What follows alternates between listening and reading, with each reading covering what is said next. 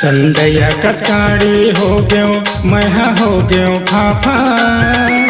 संदैया कसकाड़ी हो गयो मैं हो गयो फाफा।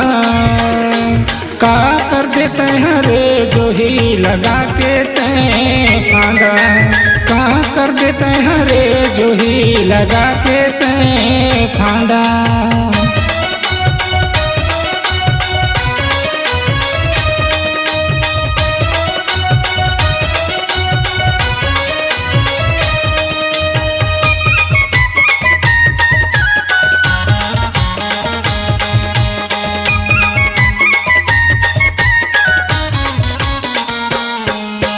पूछे मोला जमाना वाले का करे ते बताना।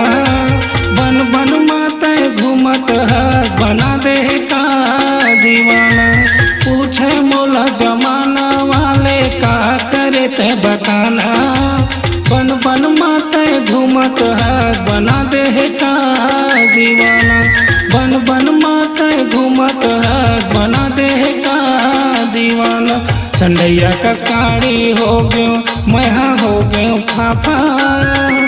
संदैया कसकाड़ी हो गयो मैं हो गयो फाफा। का कर देते हैं रे जो ही लगा के तैं फांदा। का कर देते हैं रे जो ही लगा के तैं फांदा।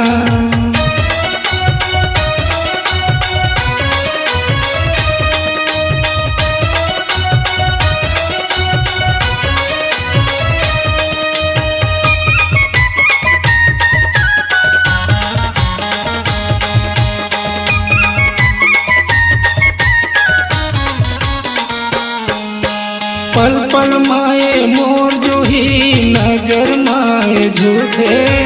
नहीं रह सको लागत चंदा जीवा मोर कैथे। पल पल माए मोर जो ही नजर माए झूठे।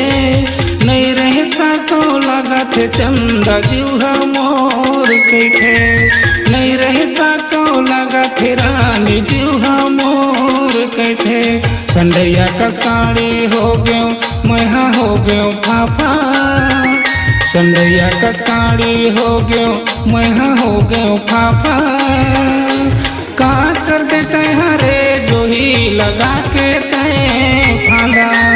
का कर देते हैं रे जानू लगा के तैं फांदा।